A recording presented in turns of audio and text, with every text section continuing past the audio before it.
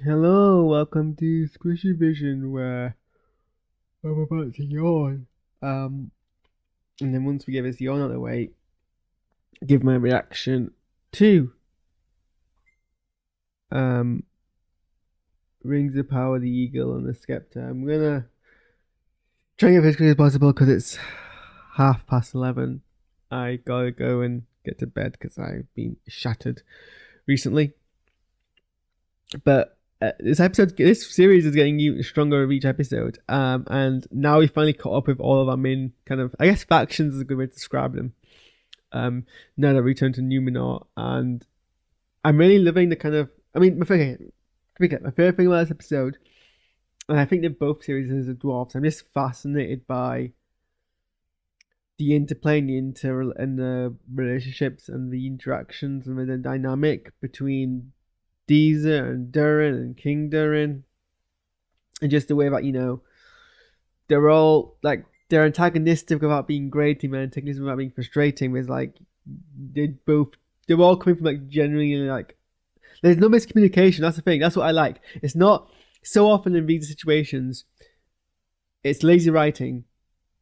The conflict comes from miscommunication, but here everyone is actually open and understanding of each other. They just disagree. That's happening a lot actually. That happens with the elves as well. I mean, there's some like deception, but that's not what I mean. That's like what I'm talking about is like non-deliberate miscommunication. So, you know, Elrond and Galadriel are communicating, and they just are approaching things from opposite sides.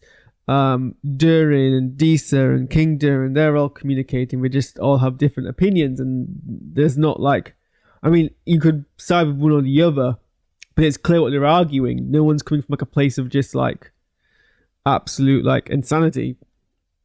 Um, I mean, with my limited understanding of pre-Lord of the Rings lore, and from the perspective of the characters who don't have that dramatical irony perspective, um, there's no clear kind of like we're paying like we know that the elves shouldn't be stigmatized against, and they're generally wise and good folk. So Mirel and Elendil being pro-elf isn't a bad thing, but from the perspective of the people, Miriel sided with the elves, and then a whole bunch of Numenor people got killed. And it's like it makes sense. And even like we know that certain Numenorans are like were plotting against her, but it wasn't like they didn't have to deceive. Everyone's clear about this. No one has to be deceived. No miscommunication. It was conflict that actually was written well. Even Fia and Arander, the elf, like even they're being honest and communicating with each other. They just disagree on things. It's good conflict. I think that's actually what I really liked about this series. The conflict is generally good written well, and because it's good written, and because it's written well, the politics of the show is engaging to watch. It's I think that's often what frustrates me with like shows which try to do similar things, and I get kind of just turned off and like I zone out, and it's because the writing is done poorly. So conflicts have to be manufactured. When the conflicts are genuine, you are much more. I am much more inclined to kind of just get swept away with it. The action is all right. And here's the thing: when you start adding like I'm not a fan of gore. I've made that clear. I don't like TV gore. Not like I'm not against it, like an ethical kind of or like a decency perspective. I just don't like seeing gore.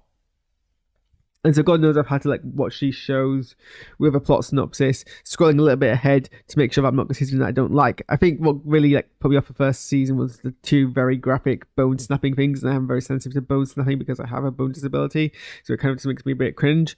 Not in like the embarrassing way, in a kind of actual like uncomfortable kind of discomfort kind of way that lives in my head. So, but also I think a lot of the kind of like violence nowadays, things like blood sprays, I think blood sprays are really hard to do well, and I think they're really hard to do with CGI, but a lot of things do blood sprays with CGI, and it just looks okay. So let's compare two instances of blood in this episode. When I'm blanking on the bloody elf's name. I don't want to be pronouncing it wrong. Yeah, Arondir. When Arondir saves Isildur and fights those wild men. There's oh gosh, I just not my camera. There's parts where he also you can't do that with an arrow. You can't cut someone's. I mean, maybe you come in the maybe you come in the elven arrow, but like it's not how you use arrows. Anyway, that's beside the point. When you cut someone's neck with an arrow, there's like a spurt of blood, and I just because it's CGI, it looks very dense, looks very thick. It looks like it's just Jello being spurt off someone's neck, and it kind of takes you out. Versus the scene where Isildur has a dagger pulled out of his thigh, and it's just pooling blood. And that looks more realistic, and I know I genuinely know what that looks like in real life because I've had to treat someone with that injury. So like even when you like to push away from the whole like graphic violence perspective, I wish in the combat we just like, because also to be fair, blood tends to take a second to actually spurt out, so it's fairly still realistic to have those like deaths and not have to have like blood be obvious in that moment. Motion detected at the front. Like in the I think that's also the thing, like the blood's too obvious, and in real life it wouldn't be that obvious. I don't think anyway. To be fair, I've never seen a genuine like sword injury happen. I've seen injuries happen from other things in other ways, but not like that. So Alexa, volume 0. I didn't realize that went off like until the second. Like it went off, and I just zoomed it out in my head, and I was like, oh wait, that was loud. So sorry about that. But other than that, the bits of the spiders were brutal. I had to like watch with like my fingers because I was worried she was gonna jump out. I don't think it's clear. Kleider is assuming it's Shelob. I don't think it is necessarily confirmed to be Shelob, but certainly that spider thing was a very good horror segment. Part where that orc's head got splooshed.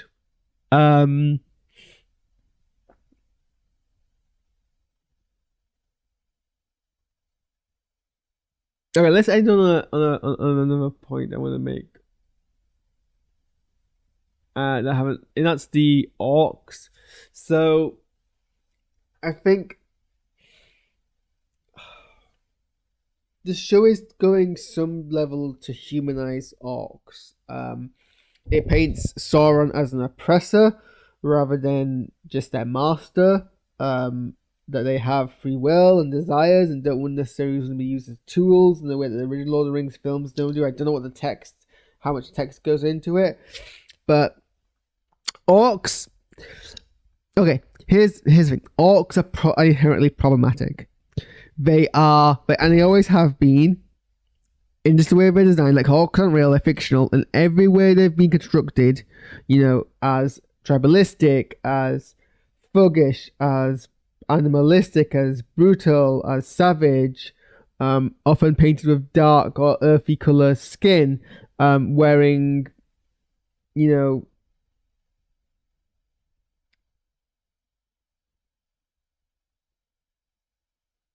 uncivilized clothing and armor and things like that. Very, very, very strongly coded as like, savage tribes in real life. Like you can't get away from that. I'm sorry, you cannot get away from that as their base elements. The same thing the Klingons as space orcs have come from. So many other kind of things, and like it's clear that they're racist. Like orcs are inherently racist. In their origin, you betray your heroes as fair, clean skin, Aryan looking people, and your monsters whenever you historically propaganda was created to like demonize people of color, demonize black people, demonize people from other parts of the world. They are depicted in ways which are frankly orcish, and there's a strong connection between the two. Does that say we have to cancel orcs? No, and I think we can still use orcs. Still use orcs as a plot device. And there's two ways you can go about it. You can either just remove. Here's the thing: I'm very much against the idea of any fictional race that is portrayed as sapient being portrayed as monopolistically bad. Either your evil race acts on instinct, and then in which case it can be good or bad for simply tools, or they're created automatons or artificial creatures created by a force of evil, like demons or whatever, or if you give them the ability to do choice, then they can't all choose to be bad. Because the second you say that a race inherently all chooses to be bad, that is a direct commentary on as a direct social commentary. That is a deliberate thing, a deliberate commentary on race in real life. The idea that it's a common thing, like it's a common thing to be is even now. It's like, oh, this person is from this minority group or this background or this country, therefore they must believe this, and this, which we're going to demonize. And you use that example. You take example of a few people who believe this kind of thing, assume that everyone else that background believes the same thing because they're all the same, and that's how you demonize a group of people. That's literally what's happening here. And orcs are fictional, but they're based off a stereotype, and that stereotype, if you're a white person, that stereotype is going to be in your head. It is ingrained to you by popular culture. It is a deliberate thing. That's why we have these creatures in popular culture, because it seeds that thought in your mind. So either you have orcs as absolute monsters and you dehumanize them completely, and even then you've got to still be careful because orcs are, and this is what I like about Star Trek Discovery. It's made that diversity of color in the Klingons. So you get blue Klingons, you get grey Klingons, you get purple Klingons, you get these alien colors. So they're not all just in brown face. Because as much as like Deep Space Nine did a lot to culturally broaden the perspective of Klingons, and not make them a flat bad guy race, but actually have nuance and diversity and like everything like that, they all were still pretty much mostly people in brown face. And Discovery, at least, to its credit, well, I say to its credit as if I'm not a big Discovery stan anyway, but Discovery made that diversity. So if you don't go to the approach of tackling orcs as a dehumanized group of people, you have to then give them the nuance. And this show is like touching on that very, very loosely. I don't think it's aiming to kind of do anything, and certainly 3 episodes in, I don't think it's going to spend a lot of time on that. But I'm all for that. Is it taking anything from the original lore? I don't know. Tolkien is a great writer. He certainly had a lot of liberal and progressive ideas, but he's also a product of his time, and almost certainly had some racist opinions. And I think that's coded very heavily in Lord of the Rings when you have the heroes as the men of the West and the bad guys as the men of the East, and I think that's inherently existent in that. And I don't know why people are so protective over the Lord of the Rings lore. Tolkien wrote Lord of the Rings, wrote The Hobbit, wrote that expanded world as a myth. His intent was to create an English myth, an English legend, but was purely from the original creation of English, of an English story. Like I've seen things about him comment like things like Saint George and the dragon and all these kind of things. They borrowed a lot from like Germanic European lore. His idea was to create purely like English legend, and the whole point of a legend myth is that you derive from it. Like you steal, you take, you rewrite, you add, you create, you entrench it.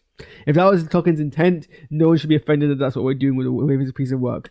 Also, Tolkien very much framed the Lord of the Rings universe as this like history, this found history, this very old ancient history. And the thing about history is you constantly find new materials, you constantly find new details, new artifacts, you uncover new things, you recontextualize old things. What does it matter if Adar wasn't is the original character Rings of Power?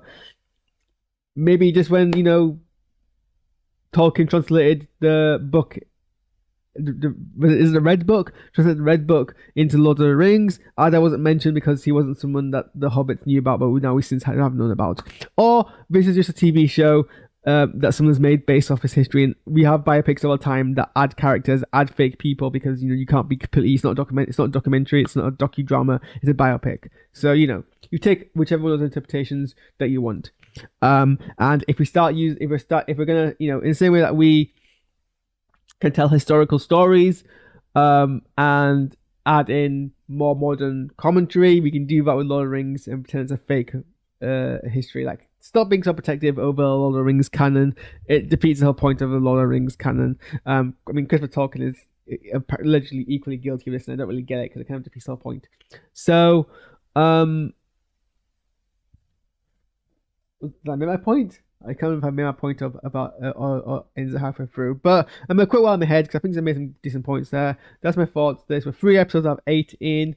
I think we've tackled where all the major players are at this point, so now we need to continue the story. 5 episodes. It's taken us 3 episodes of 5 to kind of establish what everyone is. So the next 3 episodes have been very, very well constructed, efficient storytelling, compacted, flow very well to give you that middle third, which is where the bulk of your story is, because that leaves the last 2 to wrap up, I think, this season and indeed the entire show, because I think it was always intended to be a 2-season show. So that's my thoughts about this episode. Let me know what you think, and I am going to go and get on with my life. So goodbye.